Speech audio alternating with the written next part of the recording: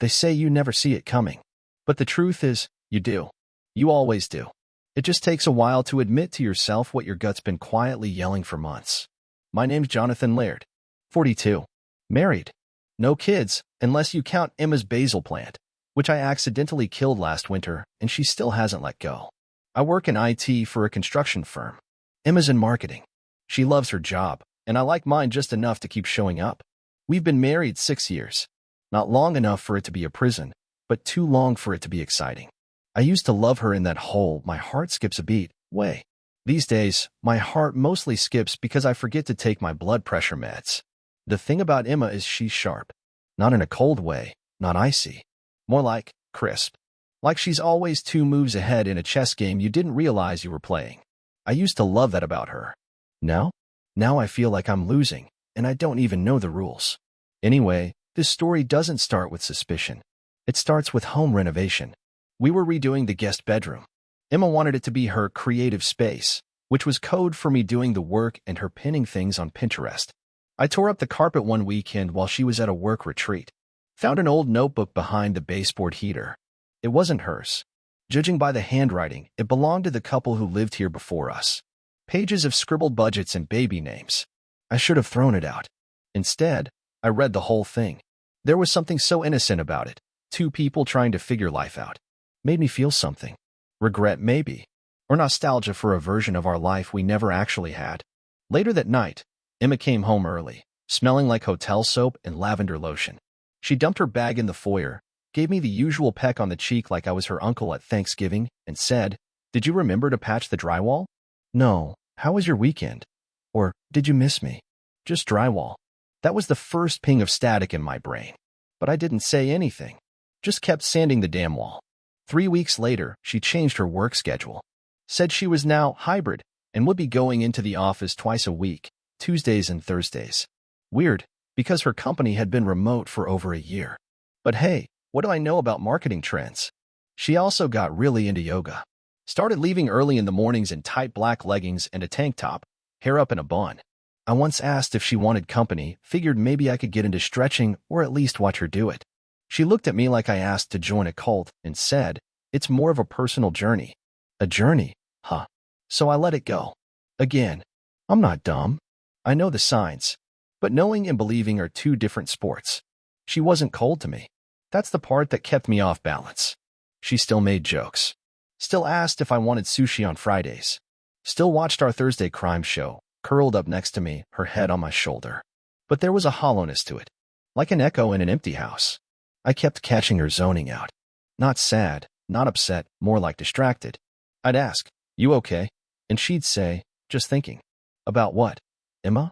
The meaning of life? Or which cologne your side project wears? I didn't say that part. Then there was the laptop. A sleek little MacBook Air she started taking everywhere. Not her work laptop. This was new, personal. Bought it without telling me. It was on sale, she said. Needed something lighter for travel. The woman can barely install a printer driver. But sure, let's pretend she needs 2 laptops now. Still, I played along. Because marriage is just performance art with tax breaks.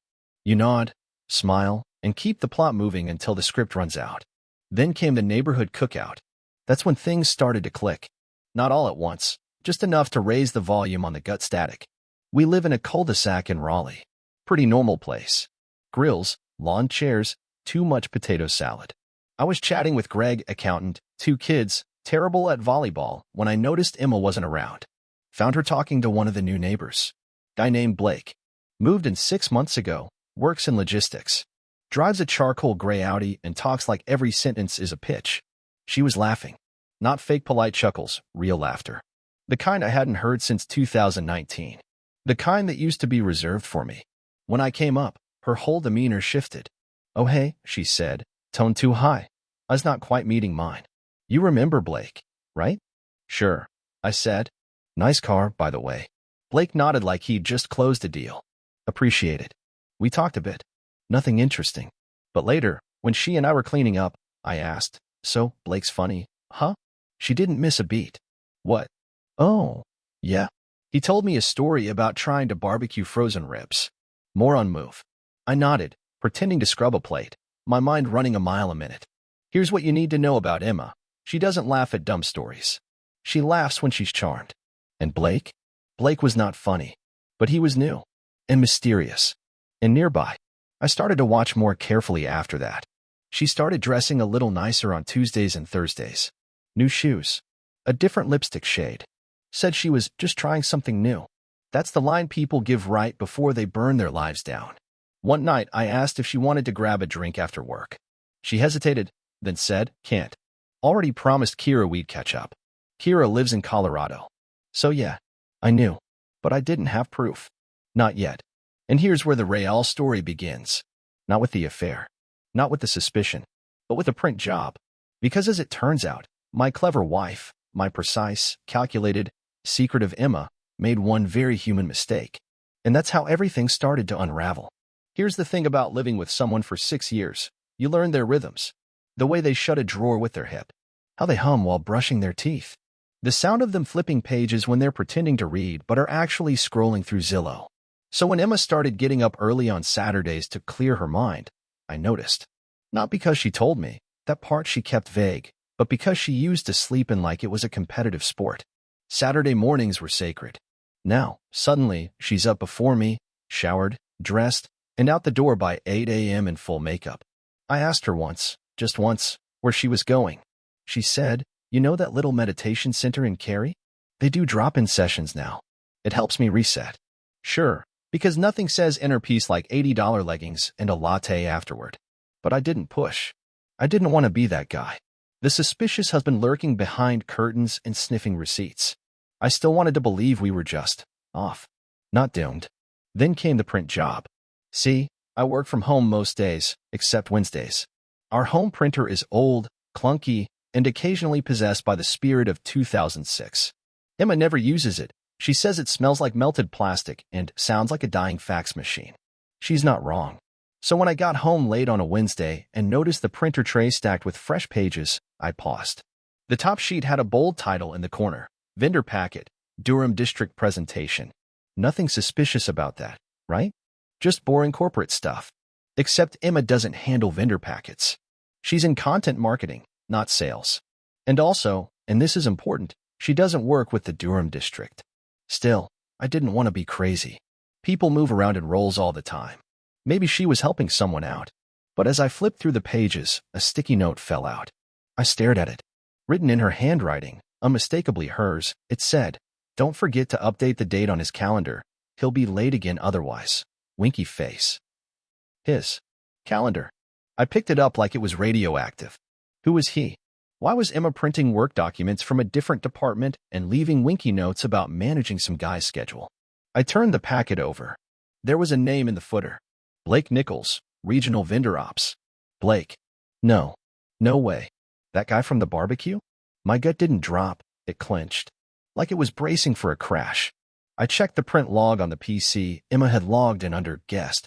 A move so transparent it was almost insulting.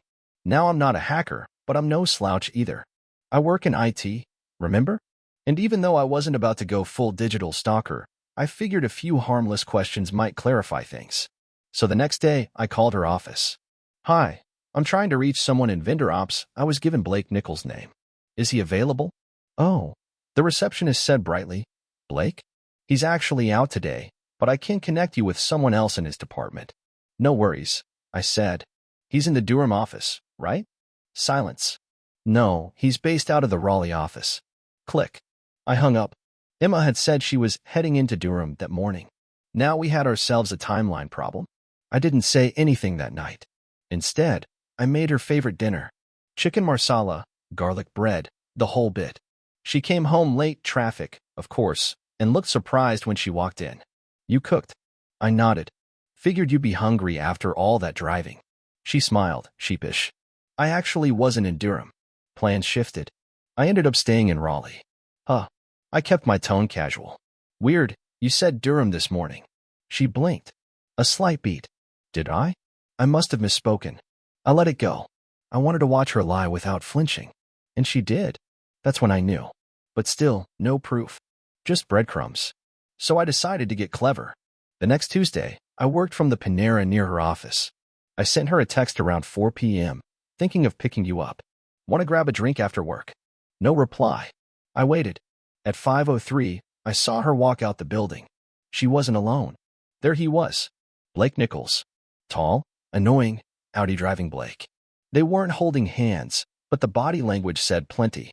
They walked shoulder to shoulder like it was practiced. They stopped at her car, and he leaned in, said something that made her laugh. That laugh again. And then, she touched his chest. Just a quick hand on the lapel of his blazer. I snapped a picture. Not to confront her. I didn't need drama. I just needed my own sanity validated. She drove off without seeing me.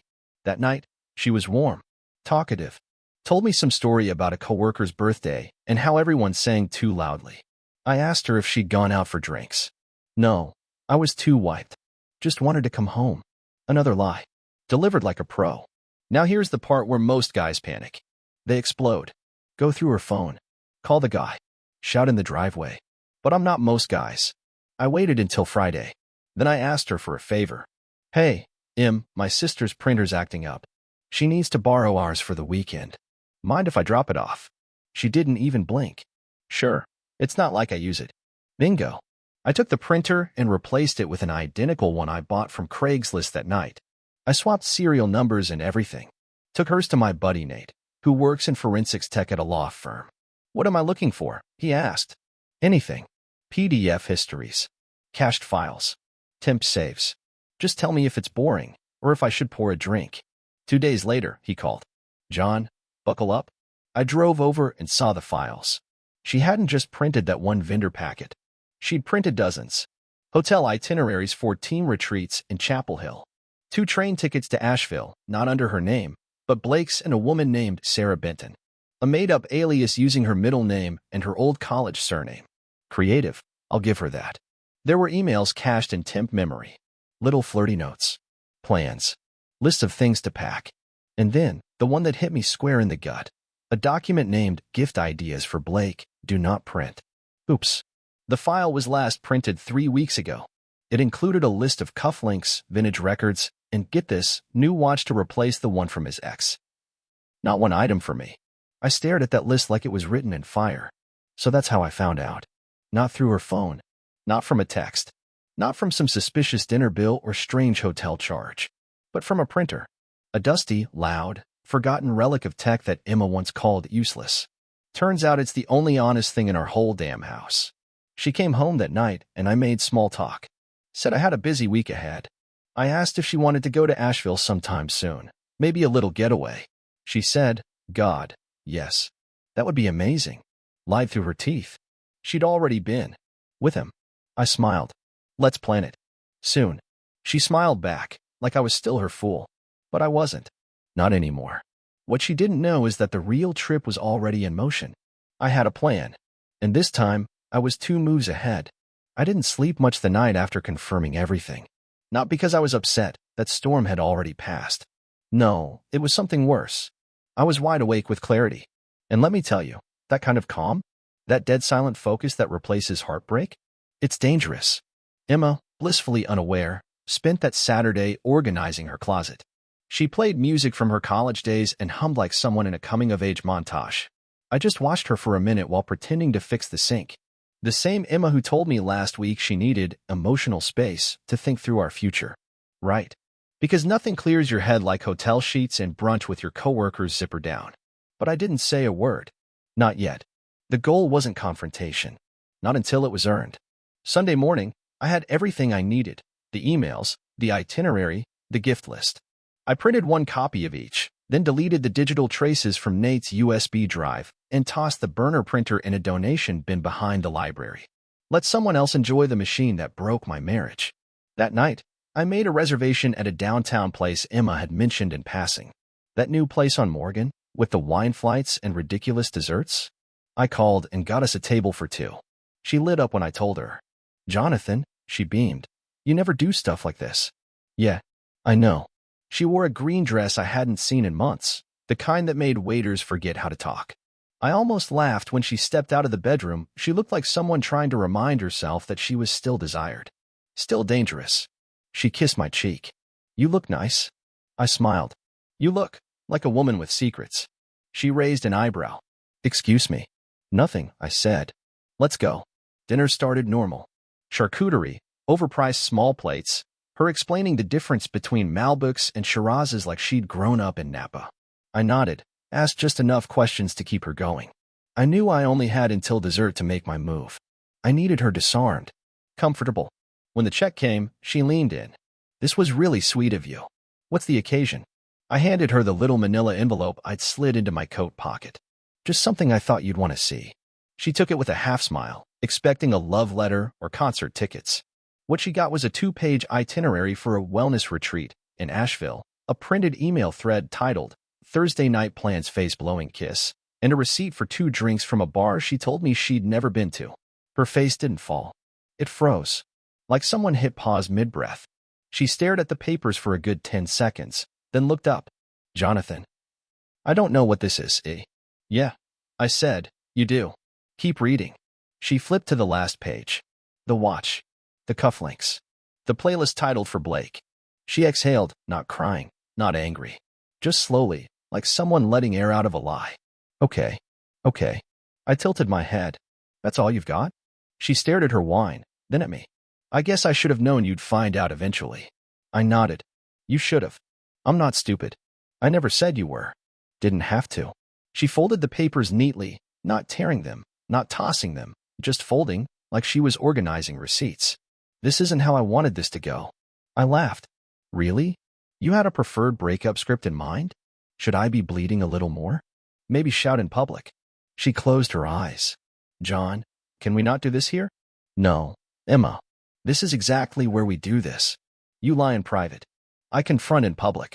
That's the theme of the evening. A pause. You're angry. Nope. I'm done. She looked panicked for a second. Done as in? As in I'm not yelling. I'm not begging. I'm not trying to understand. I get it. You chose someone else. That's all I needed to know. She blinked. I didn't choose. You picked him over being honest with me. That's a choice. But I didn't want to hurt you. And yet, here we are. The table next to us pretended not to listen, but they definitely were. I dropped my napkin on the plate, motioned to the waiter, and paid the bill. As we stood to leave, she grabbed my sleeve. Can we talk? Just us. I leaned in, voice low. Emma, there's not a single thing you can say that changes what you've already done. So no more talks. No more clarity. No more tears on the kitchen floor. We're past that. I'm sorry, she whispered. No, you're caught. We rode home in silence. When we got there, she went straight to the bedroom. I went to the den and opened a beer. Not out of celebration, out of necessity. I was still married to her, legally. Still lived in the same house. But the truth was out now. The pretending was over. She came out 20 minutes later, makeup gone, wearing sweats like nothing had happened. So, what happens now? Now. I took a sip. Now you go to bed. And I plan. Plan what? I smiled, genuinely this time. You'll see. That freaked her out. She didn't say anything else, just turned and walked away. I stayed up until 2 a.m., writing a list. Not of revenge, not yet. Just facts. What I know. She's been emotionally and physically cheating with Blake for at least 3 months. She's using a fake alias to book trips with him. She used our home printer to coordinate their plans, which is objectively hilarious. She still hasn't confessed anything.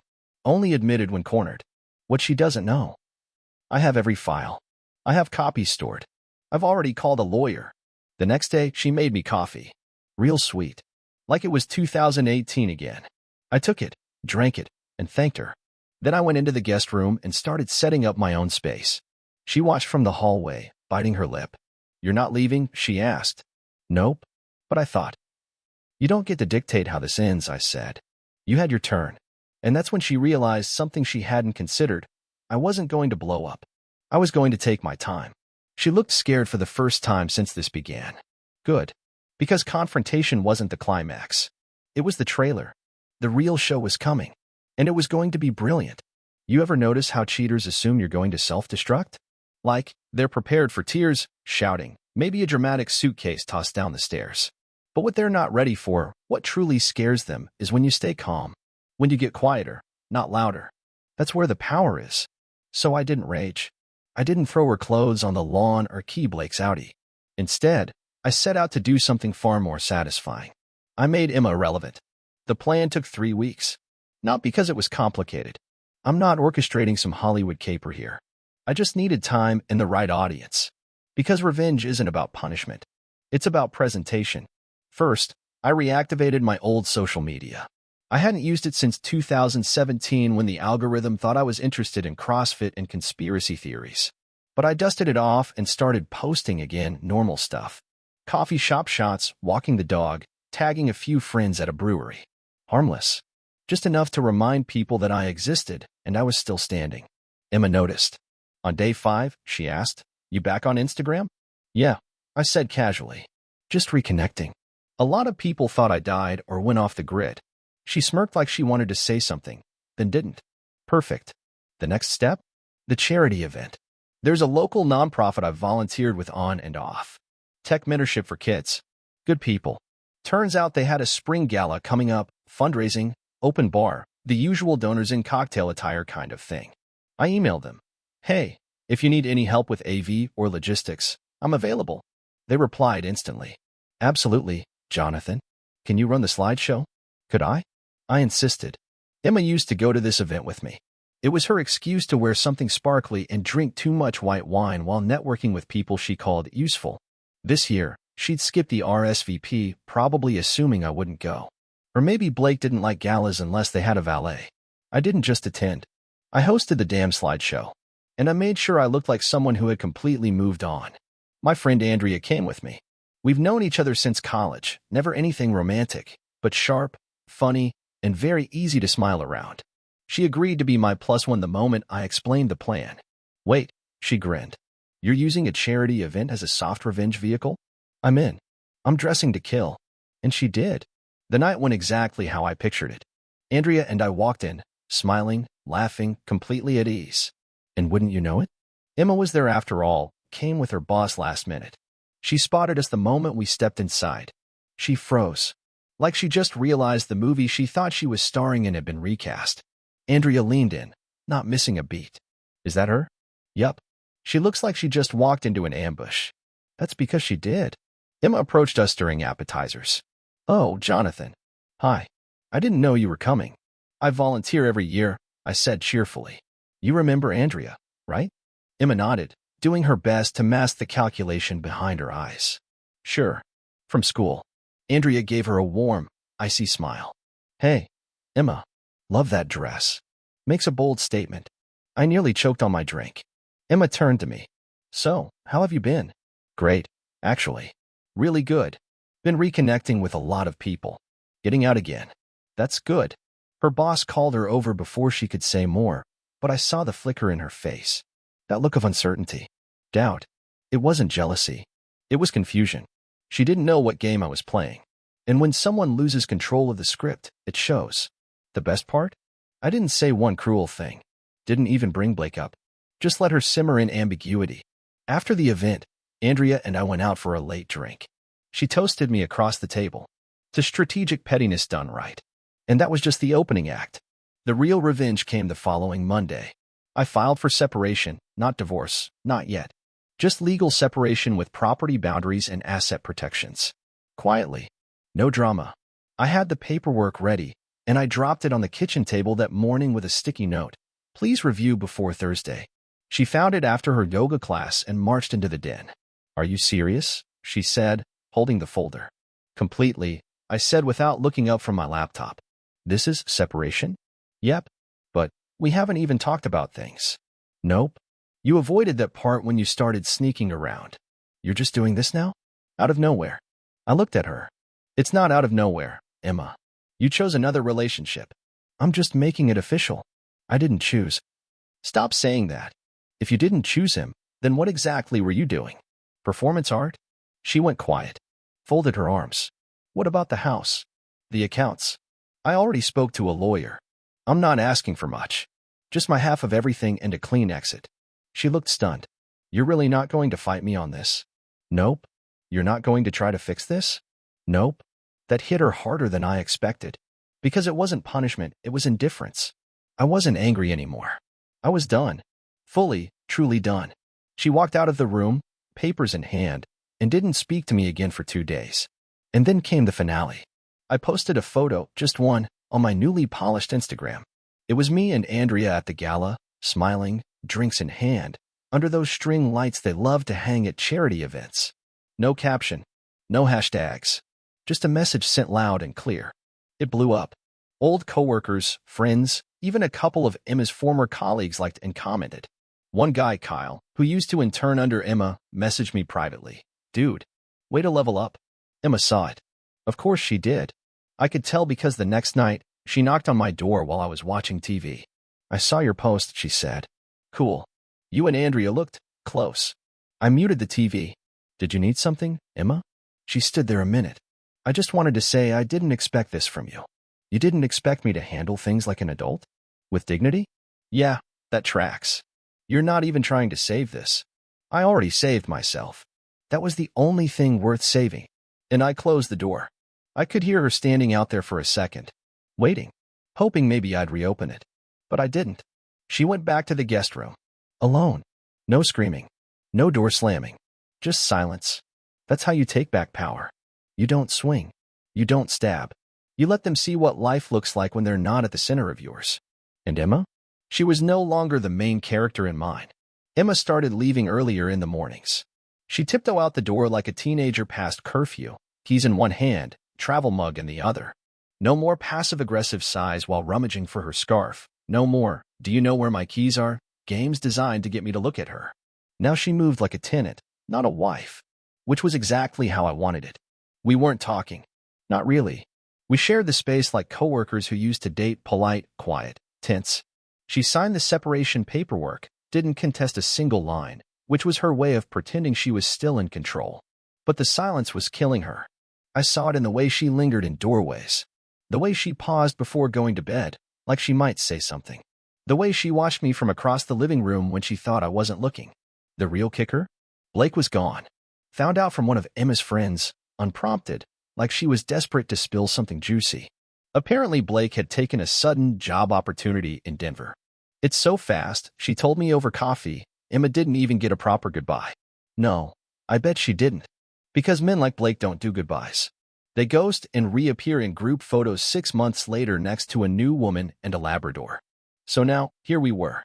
Emma with no Blake, no marriage, and no control. And me? I'd never been more clear-headed in my life. She finally broke on a Wednesday. It was raining, classic setup, and I was home early. I'd just gotten back from lunch with Andrea. Nothing romantic, just another chapter in my "This is what moving on looks like" campaign. Emma came in around 4 p.m., drenched. Hair stuck to her neck. She dropped her umbrella in the foyer like she forgot how to use hands and just stood there staring at me. I glanced up from the couch. Hey. She didn't say anything. Just pulled off her wet coat and walked slowly into the room. She sat on the opposite end of the couch, a spot she hadn't used in months, and folded her hands in her lap. I need to talk, she said finally. I muted the TV. Go ahead. She looked down, then up. Her eyes were bloodshot, like she'd been practicing this moment in the mirror. I made a mistake. I said nothing. She continued.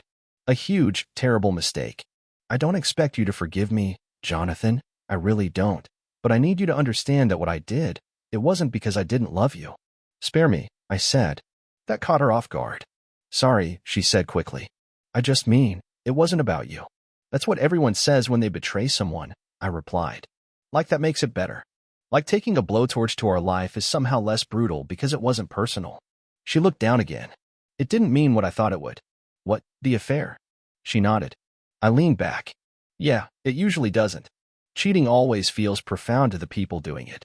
A second chance, a new beginning, whatever they call it. But it's not. It's just cowardice in a tuxedo. She flinched. I didn't want it to end like this, she said. No, you just didn't want to get caught. That's not true. It is. You never told me, Emma. Not once. I gave you 1,000 chances to come clean. Hell, I basically invited you to confess. But you chose to lie. Repeatedly. That wasn't a mistake. That was a strategy. She sat in silence for a minute. I thought I needed something else, she whispered. I turned to look at her. And what did you find? Her lip trembled. Loneliness. I almost pitied her. Almost. Blake dumped you, I said flatly. She looked away. That's why you're doing this now. Not because you regret what you did, but because you regret that it didn't work out. Tears rolled down her face. No sobbing, no wailing, just a slow, quiet unraveling. I miss you, she said. Yeah? Well, I miss me too. But I'm back now. And I'm not interested in being your emotional recovery project. I'm not asking to get back together, she said. I just needed to tell you I was sorry. That I know I destroyed something beautiful. I exhaled. You didn't destroy it, Emma. You ended it. There's a difference. Ending something can be honest. Destruction requires deception. And that's what you did. You broke the foundation and pretended it was still standing. I was scared. You were selfish. She nodded. Yeah, I was. We sat there for a while. No words, just two people surrounded by the echo of everything they didn't say soon enough. Then she looked at me with a kind of desperate hope. Do you think maybe someday we could be friends? I actually laughed. Emma, I said gently, you don't ask that when the wreckage is still smoldering. That's not how this works. She looked crushed, like she had just walked into the final scene without realizing the credits had already rolled. You don't hate me? She asked. No, I said. I don't have the energy for hate. I've got better things to spend it on. She nodded, stood up slowly, wiped her face. Thanks for listening, she said. I looked at her one last time, the woman I married, the woman I trusted, the woman who lied to me like it was a language she'd always known. Take care of yourself, I said. And that was it. No door slam. No shouting match. Just closure. Real, adult, painful, necessary closure. She left the room, and I didn't follow. Because some conversations are meant to end exactly once. And I'd said everything I ever needed to say. It's funny how quiet the house felt after Emma moved out, not empty, not cold. Just quiet in a way that finally made sense. The kind of silence you get after shutting off a song you've been pretending to like for years. She left 3 days after our final conversation. No dramatic farewell, no suitcase theatrics. She packed her things in 2 mornings, labeled a few boxes, garage, and left her key on the kitchen island like it was a rented Airbnb. I didn't watch her go. Didn't even stand by the window. I just heard the door shut, and that was enough. People asked if I was okay. Neighbors, coworkers, even her sister, who, by the way, always had a weirdly honest streak when Emma wasn't around. I never trusted Blake, she told me one afternoon. He looked like the type who owns matching bracelets with himself. I told them the truth. I'm good. Because I was. Not healed. Not floating on some post-breakup enlightenment cloud. But good in the way that comes from surviving a storm and finding your roof still intact. I started waking up earlier. Not for yoga or meditation or whatever Emma claimed she was doing. Just because I could. I'd make coffee, black, no sugar, and sit out on the back deck with a notebook and a pen. Not journaling, not manifesting, just writing down thoughts before the world got loud. At work, I was sharper, more focused.